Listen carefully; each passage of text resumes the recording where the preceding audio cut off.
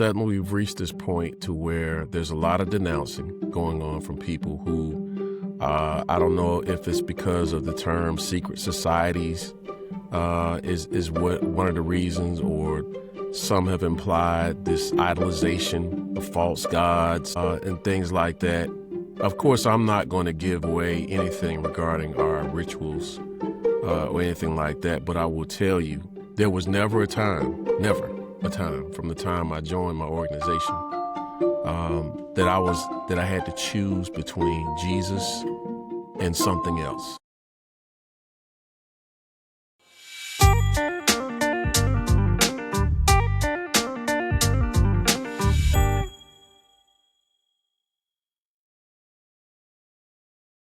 Greetings, everyone. Welcome to a special edition of Local Lookout with Rodney and Bobby. Rodney, how you doing? Bobby, I'm doing great, man. I know that it's not the best season for yourself right now. I just want to let the audience know that we're going to do this show. We almost was going to cancel this show because, Bobby, I had a loss of a family member, a close family member. And but you did let me know that when I asked her, hey, let's postpone, let's cancel, let's do whatever, you let me know that, no, this is what she would want you to do. She would want you to do this episode because she was a loyal follower of the Black Man's Roundtable, watched every single episode that she could watch. So look, I know it's going to be tough for you. We have a Civics 101 lesson that you're going to introduce to the audience about liberal versus conservative and what kind of country we really are. And also this Black church issue that is going on, or the issue that's going on in the Black church with the Divine Nine fraternities and sororities, that we just kind of want to maybe, get down behind the scenes and see what's really happening. So without further ado, Bobby, let's get this show on the road. Hey, thank you for that introduction. We'll do a tribute at the end to my beloved Auntie. Absolutely. Forgot to mention that about the tribute at the end. So stay tuned for that. Yes, absolutely, sir. Absolutely. So we'll get to that a little later on. But we'll start off with the Civics 101 this time, because I believe the next topic will blend into the tribute, actually. Yes, but, sir.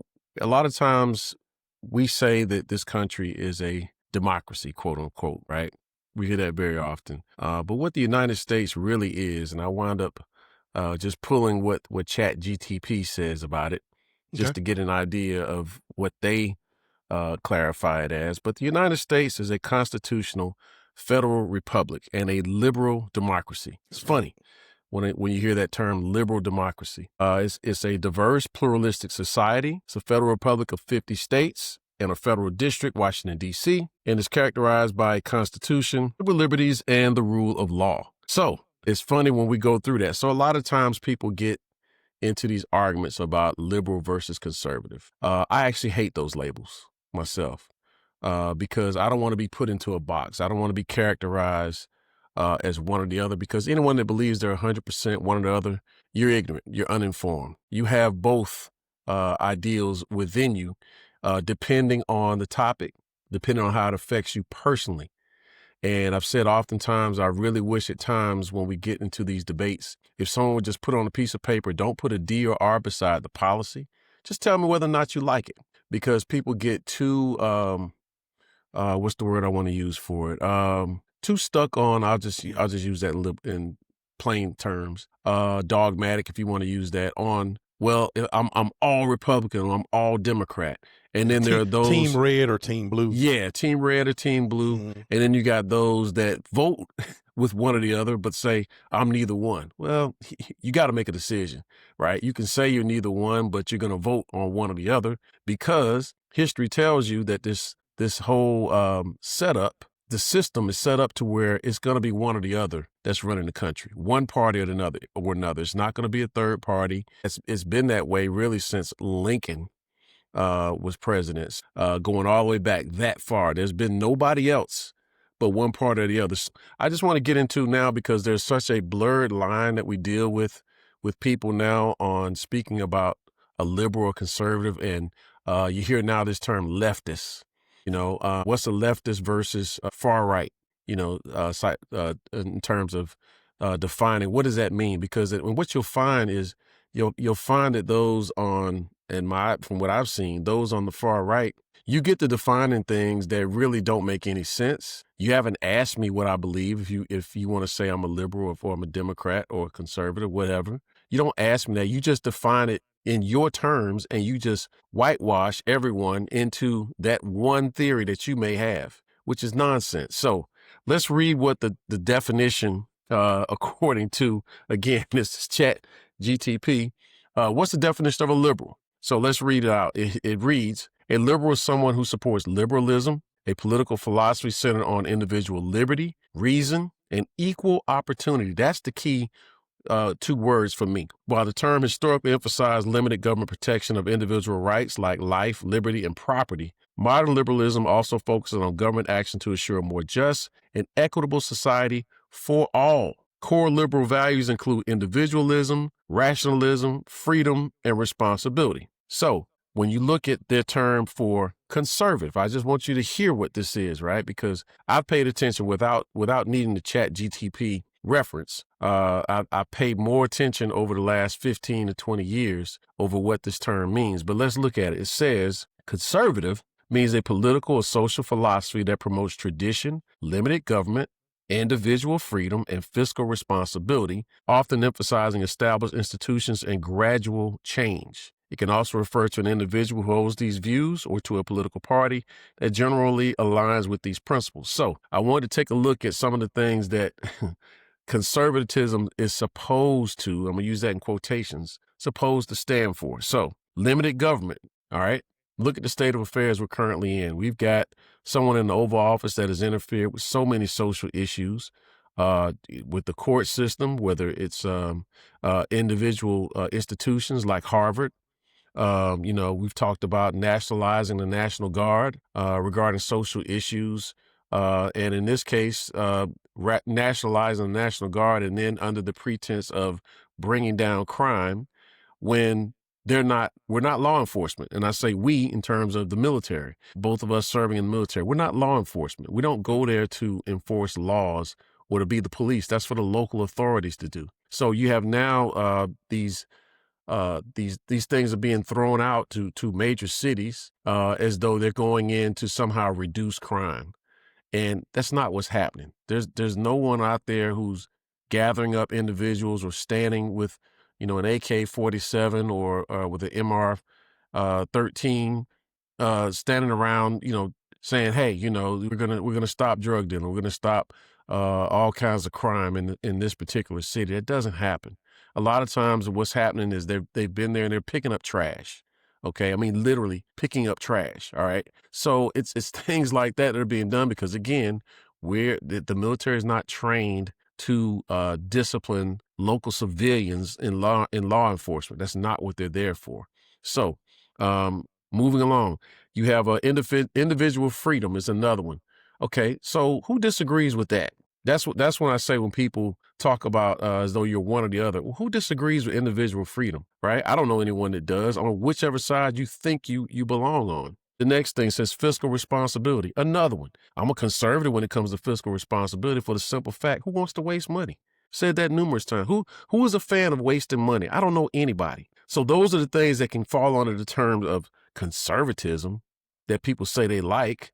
Right. And it's like you're not 100% one or the other. The rule of law. I don't believe in breaking the law. Again, this is what supposedly conservatives believe in. Right. That doesn't apply because person sitting in the White House right now has 34 felonies. Right. So you don't care about the rule of law. That's nonsense as well. Free markets, support for free market capitalism and limited government intervention in the economy. However, what were people saying? What were people complaining about the economy before the last election? Prices of everything is high, right? That's what you commonly heard. But what do you expect the government to do about it? What do you think a corporation, by the way, when you say free market capitalism is what's running you over. That's just a fact. That's what this country is run on. So when you say free market capitalism, well, when you got the prices sky high, do you honestly think, anybody with just use your head, do you honestly think that big corporation that's made 2 or 3 times the profits that they made the previous year wants to suddenly, by just the grace of their heart, decide to lower prices for something that they've been charging you for? Yeah, right. I mean, in a free market capitalistic society, come on. Once they go up, they don't go down. They don't go down, people. This isn't like the price of gas when people like to tout that. Well, the price of gas is cheaper now. If you've been paying attention forever, you would know that the price of gas generally goes down in the wintertime because there's less travel. The price of gas usually goes up in the summer and spring months because that's when people are traveling the most. I learned that when I started driving 30-something years ago, 40 years ago now. So what are we talking about? You know, when people say this kind of stuff, this is a way to get people distracted and not focused and thinking that somehow the other party or the other whatever ideology you prescribe to, that somehow they're the reason. You know, they're the reason why prices have suddenly gone up or gone down. And this is where we are right now as a country. I don't know what we are. I don't know what we are. I know what we claim to be, but what we claim to be and what we are two different things. So I just want to basically throw that out first and foremost so that people can understand that when you talk to someone they throw around these broad terms like leftists, right? Or the far left or the far right. Well, what's the far left? I've asked that numerous times. What is the far left? Are you talking about an issue that's something that may be on a priority list of 100? It's number 125.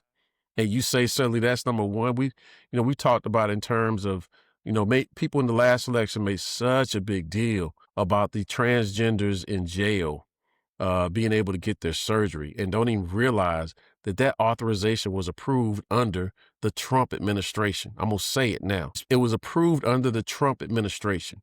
So then all of a sudden you get towards election time and this idea being brought up and it's something that now people want to make a big deal. Well, if it's such a big deal to you that you want to make this an issue now, because that isn't on anyone's high priority list, I can tell you, whether when we talk about healthcare and when you're talking about issues about civil rights, I'm sorry, worrying about a transgender getting transgender treatment while they're in jail, that ain't on the priority list. It's not, in terms of what's important to most Americans. Most of them wouldn't even know it's happening until you bring it up before an election and suddenly you run ads on it and then people go, oh my gosh, we got this going on. It's nonsense. So I want to throw that out first. I know I've rambled on this, but No. Rodney, I want to get your thoughts. No, absolutely. Thank you for all the detail and how when you talked about what we are as a country, you basically, and ChatGPT is dead on spot. Well, like ChatGPT is most of the time, but it is right on time with when you identify what is a conservative, what is a liberal. My thing is, Bobby, is that if we're talking strictly on a political, now again, you definitely did an outstanding job breaking down what the definitions say that we should be. It's a great definition on both sides. But I think one of the things that the so-called conservatives, we're going to leave Democrats and Republicans out of it right now because you're mainly talking about ideology and not political party. So when we talk about the conservatives, they have figured out in this country that identity politics works. They've figured it out. They know that it works with their people, with their other conservatives. They know that identity politics, especially race, racial politics, they know that it actually works. But they also know that it works with the liberals. Now, here's what I mean by that is that what I've seen when you talk to a liberal, a so-called liberal person, a non-melanated, a Caucasian liberal person in America, they definitely fight against, stand on business when it comes down to trying to alleviate or stamp out identity politics. They don't like when you're talking about one's identity, be it gay, be it black, be it cultural, Hispanic, whatever. They don't like that. They tend to not like that. But for whatever reason, black specifically, okay, anti-blackness, they don't quite understand that. You know what I'm saying? They don't quite get that. They feel that if you're fighting against racism is one thing, but talking about racism to the liberal is another. They'd rather not talk about it. And so they find themselves a lot. Now, again, not all. We got some John Browns out there today, but they tend to find themselves in a kind of a corner where it's very difficult for them to fight to get in them streets on strictly black issues. Right. You feel what I'm saying? But Yes. they find it very difficult to do that. And the conservatives know that. They know that. And that's why they play the welfare queen and all those kind of things they did back in the day to try to take some of the recent things that the Black Lives Matter movement was standing behind and, just racialize it, make it a monster, make it that black monster that they know that a lot of liberals just don't want to get behind or don't want to fight and that kind of thing. So that's kind of where I'm at, Bobby, as far as identity politics. It really works. To piggyback on your point, I thought about this today. It's funny, and this goes right to what you were just saying. It's funny to me how when it comes to giving honest critique of America or the United States, right? I'm trying to move away from just referring to the United States as America. There's an uncomfortableness that some people are afraid of. And when I say that, I want you to think about if you had a bad breakup with someone that you were once in love with, and let's say that the breakup again was not cordial. Suddenly you can find the strength to say everything negative about that person. I wasted my time. This person turned out to be a horrible person. Yada, yada, yada, very selfish. You can find a number of things to say about that person that you were once in love with. But when it comes to critiquing our own country, there's a drawback that people have. They pump the brakes on going all in and just speaking the whole truth. But you don't find that when it comes down to a personal relationship. Well, it's the same thing. If you're born in this country, you should be able to critique this country for its flaws, for the truth, and wanting to do better. We mentioned earlier before the show about, and we've mentioned this several times on this platform, about how much Black people truly love the United States. But we're going to be blunt honest about how the country was founded and about its sins. The unforgivable, well, I won't say the unforgivable sin, the greatest sin this country has committed when it comes to slavery and what it's done in this country. We're very honest about speaking about all of it. And it's been hidden, it's been covered up and in the shadows, and we're finding out more and more and more things as we read and pay attention. I just get frustrated, the most frustrated on people's intellectual laziness to go read. Go read and find out for yourself. Stop running with the same stupid ass narratives of repeating the same thing over and over and over again. Read. Go read something educational for yourself. And we're on a social media platform. This sometimes get off of social media. If it takes us to tell you get off of social media and go find the time to read, let your reading match the amount of time you spend on social media. How about that? How about we agree to that? If you can spend 3 hours on social media, spend 3 hours reading. Read something credible. Go read a book that you never read before. You'll be surprised at what you learn. And then when you get on social media, you'll see just how ignorant some people truly are about simple things that they think they know. I'll give you a quick example. I took my sons on a trip to Memphis a few years ago to go to Lorraine Hotel. And so they could see firsthand, just see history about Dr. King, his last final moments, what he was there for, etc. And I knew we were close enough to Little Rock, Arkansas to make that drive. So we did. We took the drive to Little Rock and specifically went to Little Rock Central High School. And going there, it's still a functional high school, which ironically is mostly Black now. Yeah. And they have a cultural center walking distance from the school, which tells you the story about what was going on. And I can't tell you how much I learned from that little trip and what I had wrong. I used to think that the National Guard was brought in to allow the children of the Little Rock Nine to go to school, to allow them to go there, and didn't realize I had it backwards, that the governor actually called the National Guard to block them, from going to school. And it took President Eisenhower to call the governor and tell him that the Supreme Court has ruled on the Brown versus Board of Education. and this takes effect immediately. This is the court has already decided. Right. And the governor fought back with nope, states' rights. And they didn't specifically say when it had to start. When it had to start. So in his eyes, he wasn't going to abide by the Supreme Court's ruling immediately. He was going to do it on his terms, which would have been at the elementary school level first, not at the middle or high school levels, because he knew he had angry parents. They didn't want to, didn't want their kids integrating with black students.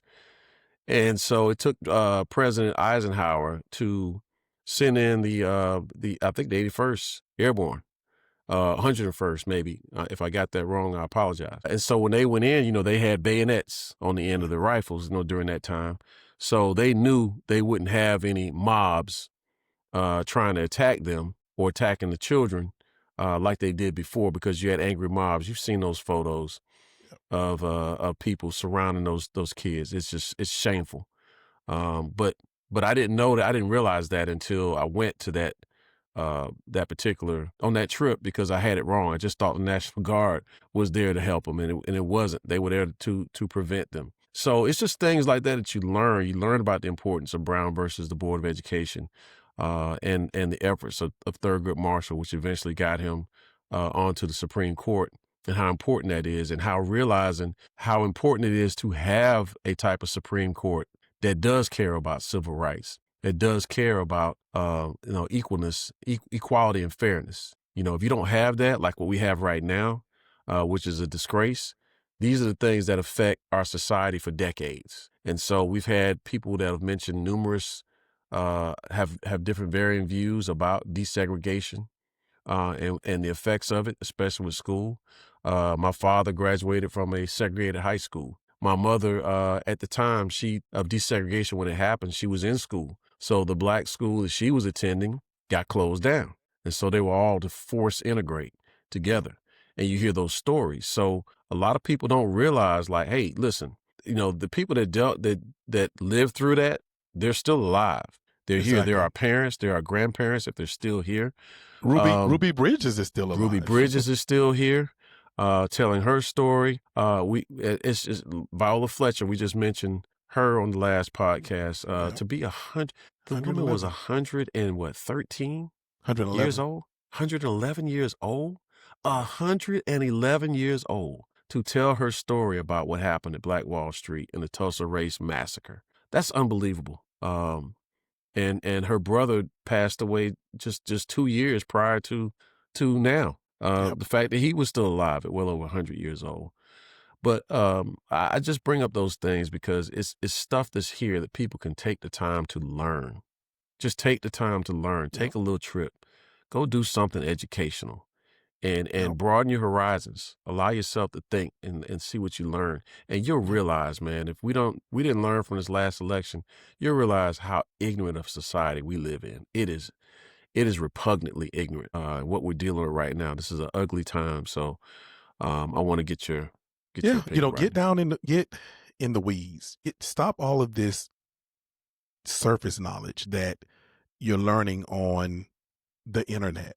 There's so much more in the weeds to learn. We say on this platform that, look, we want you to watch us. We want you to take the information but here's what we say, that we are primarily an opinion platform. It is pretty much our opinion most of the show. We will read some facts. We will read some quotes and those kinds of things, but we're mostly an opinion show, especially myself. I think I do more opinion than Rodney and Bobby, but still, what we tell you to do is to take the information that we're giving you. Okay, go research, do some digging, and really get into it. But I want to go back to one thing you talked about when you talked about criticizing this country. I was told on so many different occasions, and so many of our ancestors, our black ancestors, our melanated ancestors have said in the past that you critique what you love. In fact, you critique the hardest what you love.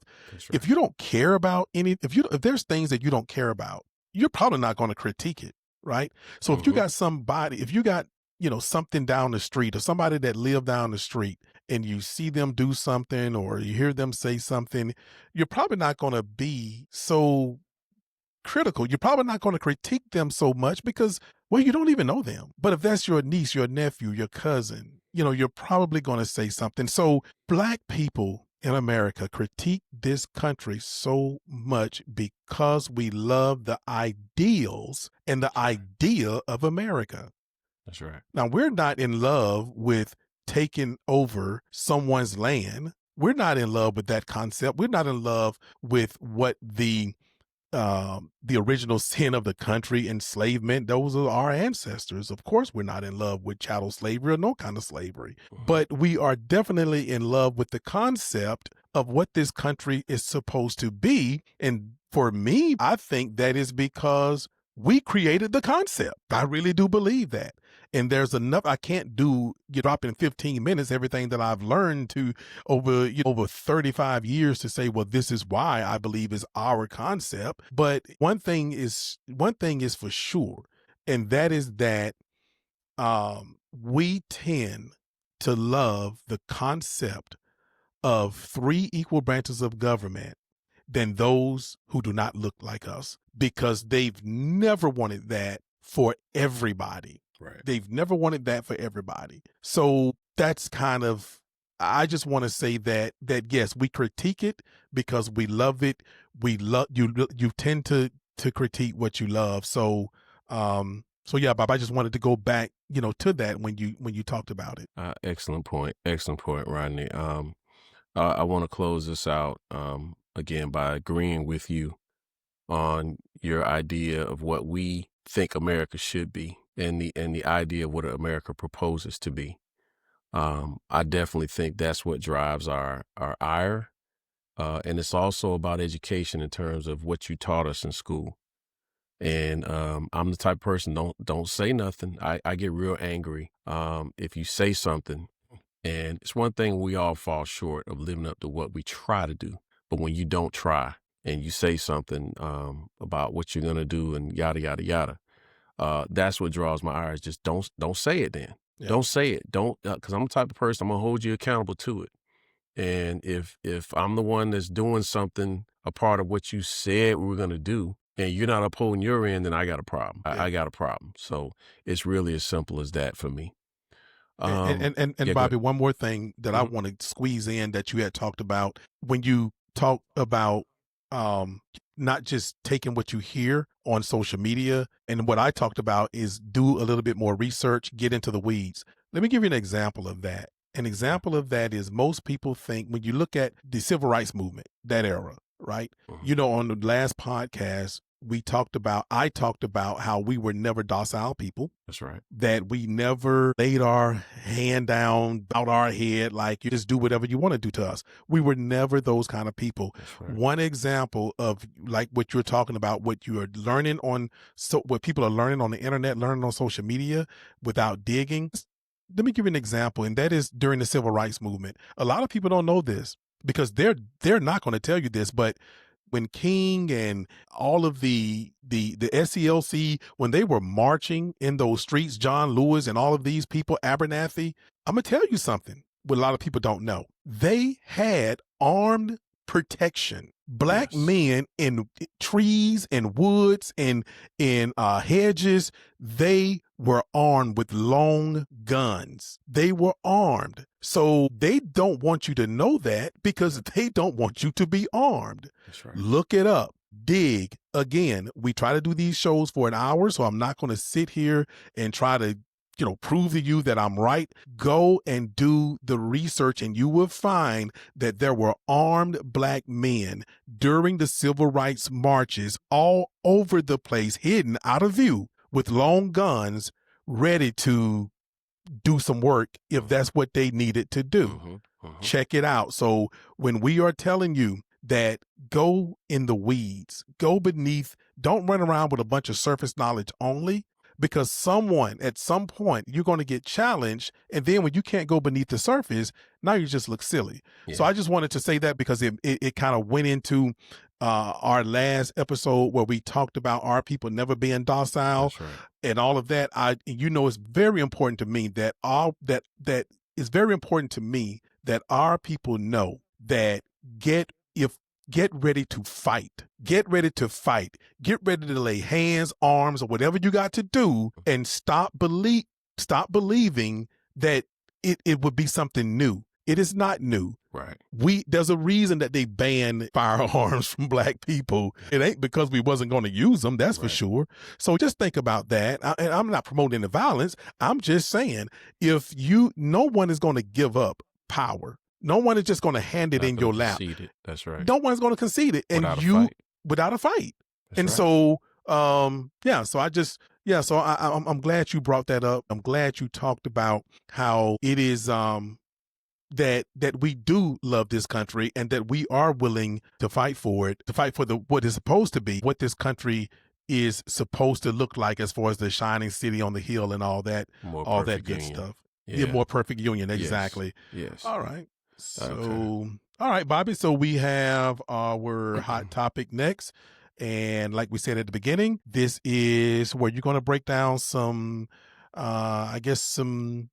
a little friction or a little turbulence, if you will, that may be going on in the Black church and with the Divine Nine fraternities and sororities. Bobby, take it away, sir. Okay, so I've seen a lot of, and you probably experienced this yourself, the term denouncing. Okay, there are members of sororities and fraternities, Black Greek sororities and fraternities, let me be specific, that are now denouncing.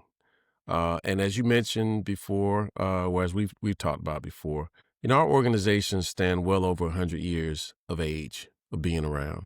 In my fraternity, it's 114 years and counting. But all of us at this point, with the exception of one, have been around for over 100 years. That's right. And suddenly we've reached this point to where there's a lot of denouncing going on from people who, I don't know if it's because of the term secret societies, is what one of the reasons, or some have implied this idolization of false gods, and things like that. Of course, I'm not going to give away anything regarding our rituals, or anything like that, but I will tell you, there was never a time from the time I joined my organization, that I had to choose between Jesus and something else. Never a time.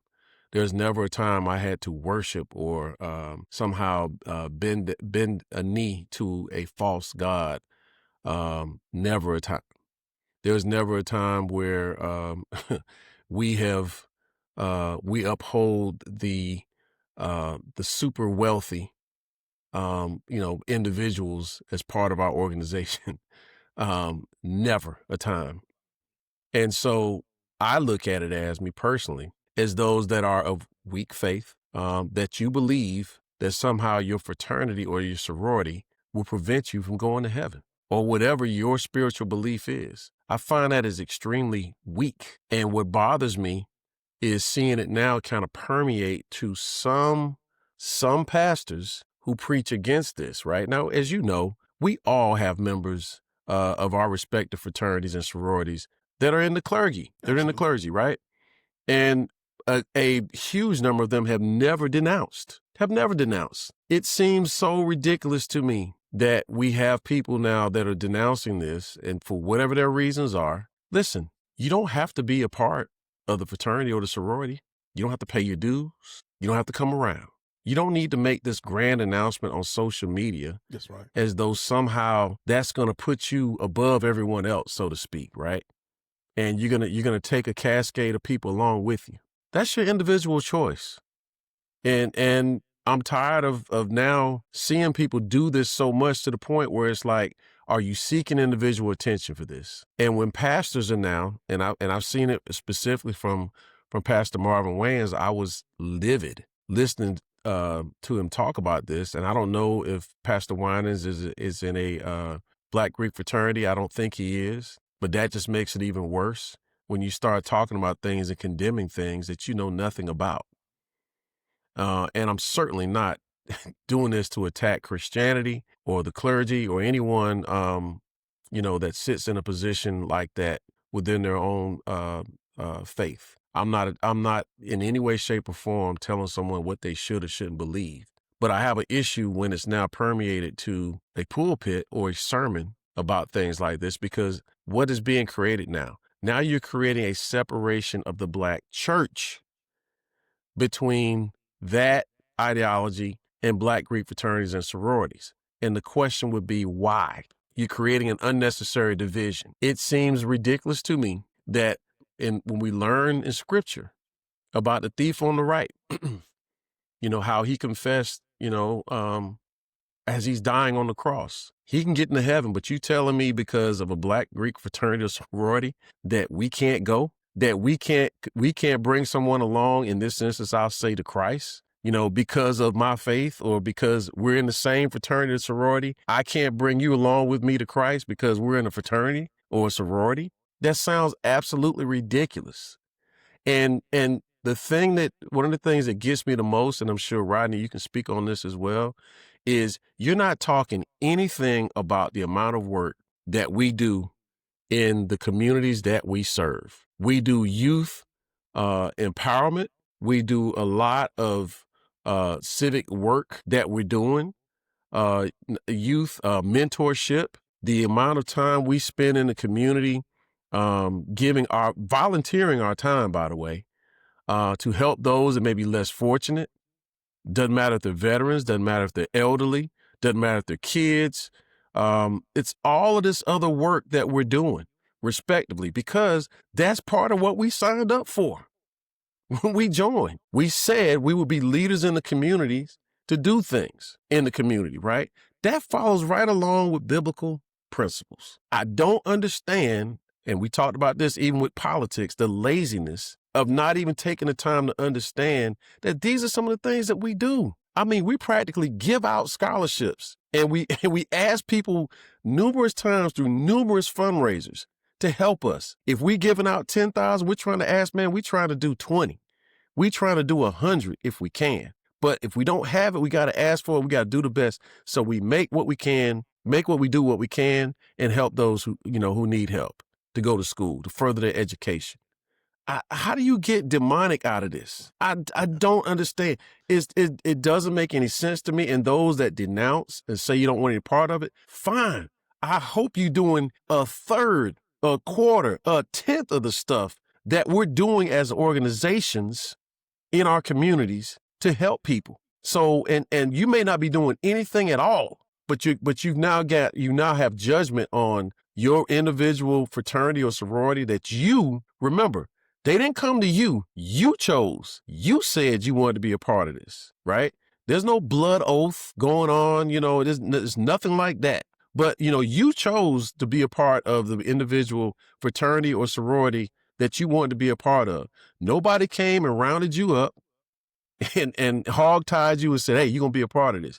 It was your individual choice. It's what you said you wanted to do. So I just noticed how we've gotten to this point to where, and I've seen this a couple of occasions, where suddenly now you've got the Black church starting to say things about Black Greek fraternities and sororities. And what you're doing is creating an unnecessary division. And it's another trick to split us up and divide us up. And I'm just telling people, don't fall for it. All of you that make your own individual choice, you can denounce if you want to. I don't know what you need to announce it for. Just quietly go about your business. If you don't want to pay dues, don't pay dues. If you don't want to come around, don't come around. It's your choice. Nobody's forcing you to do it, but you chose. This is what you said you wanted to do. So I have a real problem with that. And now how it's permeating into sermons and to individuals that aren't in any Black Greek fraternities or sororities that are having so much negativity to say about these organizations in the D9. Absolutely, Bobby. Thanks for that. And what I want to say is that at the end of the day, obviously, of course, I belong to one of the Divine Nine fraternities, but I also belong to so many other organizations that I volunteered for to be a part of. I've been inducted into other organizations or or, just part of an induction ceremony, never once have I ever felt a need to denounce any of them. I have gotten frustrated with certain organizations that I may belong to, or certain things as an inductee of other organizations. And what I kind of do is I kind of lay low a little bit and say, you know what, I'm a little frustrated with this group or whatever. So let me just chill for a little bit and gather myself. And then maybe a year or two later, I'm right back at it doing the work in that organization, right? And we've all gotten frustrated with whatever, our jobs, whatever we belong to, but we don't go denouncing. Now, one of the things about this denouncing stuff is this. I've seen a lot of people come on social media, and I've seen some, like you saying, in churches and different things, feel a need to denounce. You know that in Black Greek fraternities and sorority, specifically the Divine Nine, that every single one of us, we may move around within our fraternities or sororities, but every single one of us have line brothers and line sisters. Okay. That never changes no matter where you go. Your line sister and your line brother, the one that you went through the process with, you're going to be that forever until, as we say, the Omega chapter, until you leave here. You're going to be with them forever. It's not ironic, but it's peculiar that when you hear of these people who are denouncing, and I know our fraternities and sororities are huge, 100,000 members plus for just every one of them, right? However, you know that we're huge, but we're also a very small community. I say that to say that it's peculiar that when you hear about these people denouncing, I've never heard somebody say, yeah, that's my line sister or my line brother. It's like, who are you? Anyone can get up and denounce, someone, you and I both are Army veterans. Someone can get up in church and denounce the military. I'm in the Army. I don't, and they never stepped a foot in the military, in the Army. We don't know. So, Bobby, first of all, I question these people because I never hear anybody say, man, that's my line brother. I'm so disappointed in him, or that's my line sister. It's like, who is this fool? Is what I usually hear. And real quick, also, I really do think that a lot of this stuff, this division that is happening across every single aspect of African American life today. Every single aspect, whether it's social, whether it's employment, you name it. There are forces out there, I believe, that are AI driven. I believe bots are driving it. I believe that foreign entities also has a part to do with it, that are basically trying to divide us. And one of the most philanthropic organizations in the Black community is the Divine Nine. Absolutely. And you have all of these fraternities and sororities. Remember, Donald Trump said he loved the uneducated.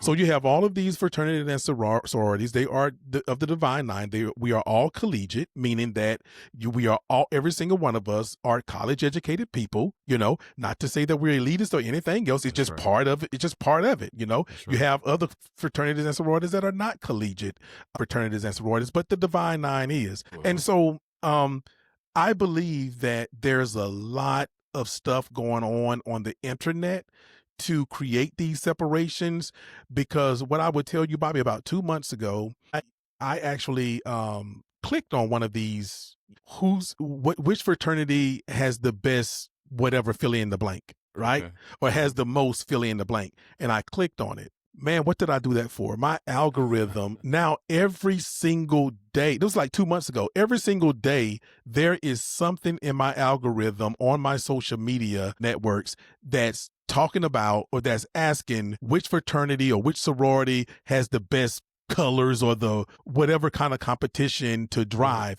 Now, the thing about it, every time when you click on the original poster, a lot of times that person is out of the country, and I've never seen one that originated from where that person is obviously looking at their profile, a part of the Divine Nine. You know that we are going to put something, it could be very, very small in the corner, who knows, somewhere in our profile or somewhere on our social media visuals that we are part of the Divine Nine. And so when I research it, it always come up to be empty with, proof that this person is a part of the Divine Nine. So, Bobby, I think a lot is going on. I really do. I think a lot is going on. I think that it is leaking over into the churches, because if you can get the church to start to make the Divine Nine look like it is not something good, right, then, you've really conquered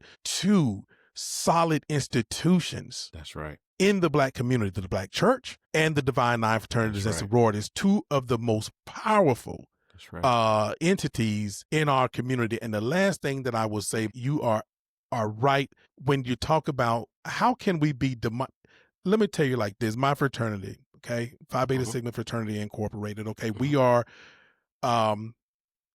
just, bulldoze, knock down our international headquarters that's been there for years. Okay. And we are rebuilding a brand new building, brand new international headquarters in Washington, D.C. Okay. And atop of that new international headquarters for Phi Beta Sigma Fraternity Incorporated is low-income housing. Low-income housing on top of our international headquarters.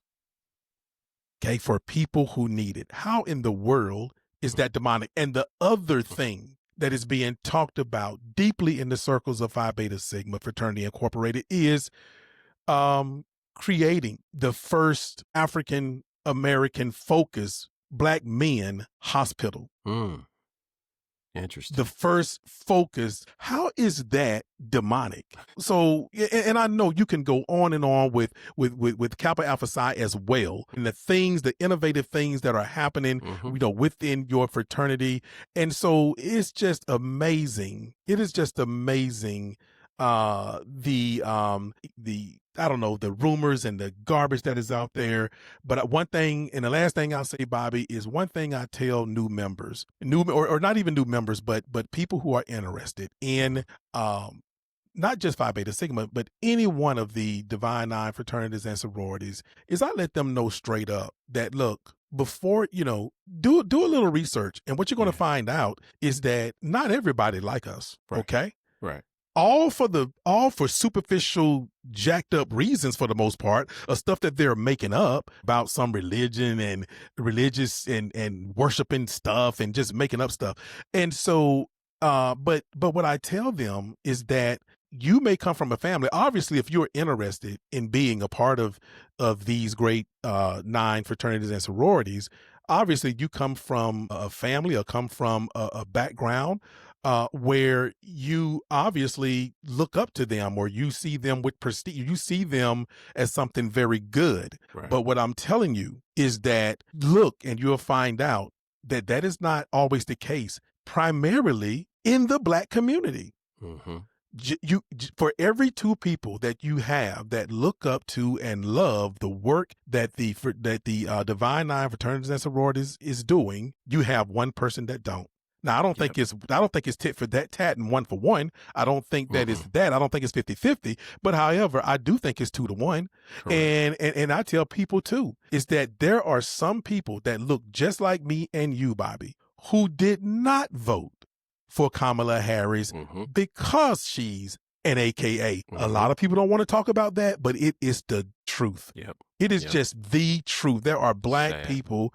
It's sad. And so I tell people, and the reason I tell them that, Bobby, is because if they become a member of our Divine Nine that is brought together by the National Panhellenic Council, okay, if they become a member of one of our Divine Nine, I want for them to be ready. I want for them to be ready for those negative people as well as the positive people. But I let them know that, because get ready. You're going to have to defend us. You're going to have to defend us against a bunch of lies, a bunch of crap. And so, but anyway, I just want to say one more time is that I have yet to see these so-called denouncers, I have yet to see someone say, "That's my line, sister," or "That's my line, brother." I don't know who these folks are, to be honest with you. If they do, it's done in private. It's done in private. It's not done publicly. And honestly, it shouldn't be. Because if you have a tight bond or if you were taught correctly, there are some things that should remain private Absolutely. within your respective organization, and how you talk and how you walk. And there's some things that the public don't need to know. I don't need to know what I don't need to know what the ritual is for any other organization. I don't need to know, but I do know, as you mentioned with the NPHC, uh, if we're all bad and quote unquote demonic, how do we get together? When we get together, it is 98, 99% of the time is to do something for the community. It's to do Absolutely. something community oriented. It's not about our individual respective organizations. It's And to Bobby, do. I even love the fact how one thing I didn't mention, I love Mhm. the fact how uh purposely, with intent, that just about every one of the Divine Nine, if not every single one of the Divine Nine, is having for their either their next international conference. We all call them different things, Yes, but our international conference, where every single person that belongs to that fraternity or sorority around the world comes together. We usually do it every other, that's right. biennially, That's right. every 2 years. Hmm. And we are, every single one of the fraternities and sororities in the Divine Nine tends to be intent, with full intention of having those in black led Yes. cities, black cities, and this is with intention. The Hmm. amount of money, usually every single one of these fraternities and sororities, when their international conference come together, you are talking over 10 to 15,000 members easily Hmm. in that one city, in that one space. And that's not even talking about all the logistics and people, all the logisticals and everything else, and family members and all that comes along, all the other Divine Nine that may come. We're talking about just the members of that fraternity or sorority. That's We're right. talking 10, 15,000 easily every single That's right. time. And we are purposely doing, taking these international conferences into cities that predominantly look like you and I. Right. And it's important to note too, as you mentioned, it's biennially. And so our years are offset, they're usually opposite years, but we always invite everyone from their respective organizations, Absolutely. your presidents. I know your presidents Yep. have different names, but you're all invited to come on the first day. And it's a welcome, an opening. And I think it's great. We all get to rib each other, but we have someone there respectfully to represent each respective organization. And it's a good look. It's always a good look. It's always a little fun. But that public meeting, that first public meeting, is usually it's business, but it's also to let that city that is hosting, to let them know that we are here. We're here Yes. for business, and we also have those other respective organizations who, if you're smart, you'll talk to them, and you put on a good show for one. The others may be interested in coming and spending money in your city too. It's Absolutely. as simple as that. Absolutely. And the money that we, bring to these, usually these business district and downtown in these cities, is just, it's in the multi millions of dollars Oh yeah, that we bring for, oh yeah. usually 5 days or so of conferencing. But Bobby, I'm glad that you introduced this issue that is happening within the Divine Nine fraternities and sororities and the Black Church, because we're going to try to, as we discuss, we may try to do a one part or a two part, maybe even three part, if that's what it take, kind of Okay. special. Hopefully, most, if not all of them, in the month of January of 2026, Yeah, because 5 of the fraternities and sororities Founders Day, out of the 9, the majority, 5, is that's right right. there in 1 month in January. So it might be a pretty good time to kind of peel the skin back on this onion Yeah. before we really start crying for real. Yeah. And instead of just letting it fester, and it would be remiss of us on the Black Man's Roundtable not to, with the three of us, all three of the co-hosts, myself, you, and Rodney belonging to Omega Psi Phi Fraternity Incorporated, yourself, Kappa Alpha Psi Fraternity Incorporated, and myself, Phi Beta Sigma Fraternity Incorporated, not to just let this just act like it's not happening. Right. It'll be remiss of us to be representing three, of the nine, and just let that just fester and let it go. So we're going to see what we can do in January. We know that we have a lot going on this podcast, a lot of folks waiting to get on and that kind of thing. But it might be important enough, because I'm gonna tell you something, Bobby. Those are two powerful entities that, if Mr. Charlie can get them fighting, to get us fighting, to get the Black Church and the Divine Nine fighting, man, that's powerful. It And so, and I think that the dominoes would really begin to fall for two respected organizations, the Black Church and the Divine Nine. So anyway, but thanks for introducing it here on the local lookout with Rodney and Bobby. And so we're going to put our heads together, Bobby. I know that I actually asked you to lead the way in this, since it was the thing that you brought up on our last podcast. And like I said, the goal is to hear the voice of all four of our sororities and all five, the other two, Iota Phi Theta and who am I missing? Alpha Phi Alpha. To to get their opinions, and to see what those brothers and sisters think as well. So anyway, Bobby, I appreciate you introducing it here on the local lookout with Rodney and Bobby. But we're going to stay on it, brother, and I'm gonna look forward to any research, any stuff that you start to do, so we can start to put it together if need be in January, starting in January. Looking forward to it. Looking forward to it. All right, Bobby. So look, I know that you have your tribute to your aunt that you want to do. So, if you want to close out our hot topic, if you can do that, and then you can go right into your tribute, however you want to do it, brother. Okay. So I look forward to talking more about that, about the Divine Nine, because there's just too much good work that we're all doing. Too much. To have those things surface. And it sounds ridiculous on the surface when you think about people not wanting to be a part of what we all do in our respective communities. I mean, it's really silly. Again, if you're not doing anything close to what we're doing, then I don't know what your priorities are, so to speak. So we'll leave it at that. Yes, sir.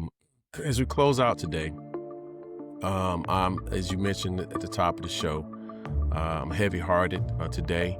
I'm gonna try to hold it together as best I can for my tribute to my loving aunt, Norma Arlene Fryer Cato. She is someone if anybody would want as an aunt. That's just the type of person she is. That's how much it hurts my heart with her now being gone. She watched these podcast episodes because I always shared them with the family. She always offered encouraging words of wisdom. She always offered encouraging insight that she had. She loved it.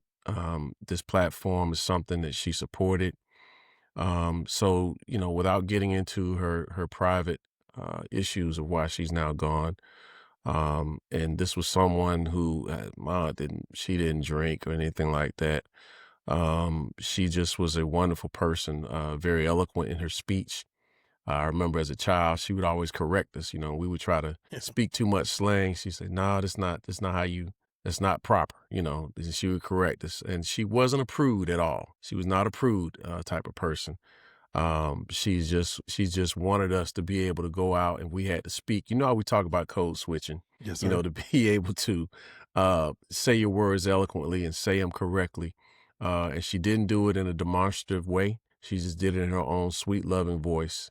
Always appreciated her. She's someone that's going to be sorely missed because she's one of those relatives that you're really close with. She can't be replaced.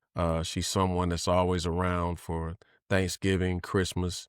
Anytime I went to go visit family out of town where she was, she's going to always come and see her nephew. She's going to always come by and see me.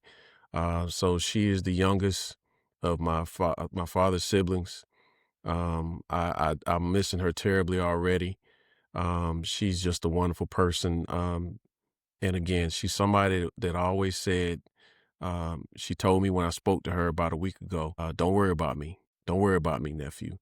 I know where she is, but she's someone that was always prepared. Let's put it that way. Always offering good advice.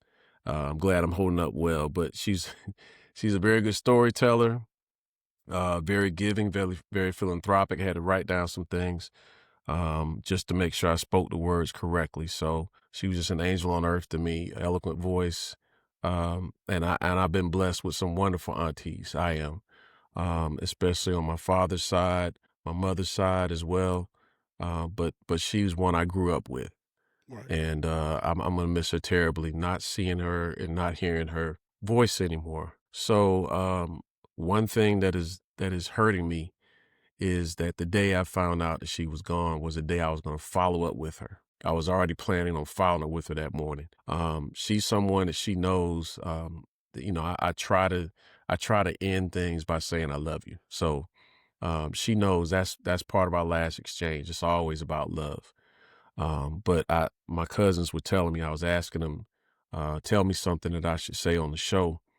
Because I was stuck. I've been hurting. My mind has been just all over doing this. Yep. And they found some poetry, which didn't surprise me that she wrote. She said that they found some poetry that she wrote, and it's just one little phrase. To someone she wrote, she said, "From the bottom of my heart has no bottom." That's the type of person that she was. That's the type of giving person Beautiful. that she was. And she absolutely lived like that all her life. I'm going to miss her terribly. So, Auntie Norma,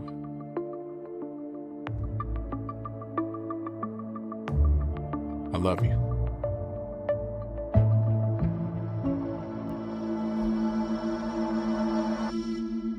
And thank you. We'll see each other again. Bobby, thank you for that. And I know you usually close out the show, but I will be honored to close the show out Please. for yourself and for Auntie. Thank you, Auntie, for listening and watching this podcast. And I know you're watching it from a different place today. So you can catch the local lookout with Rodney and Bobby the first Thursday of the month.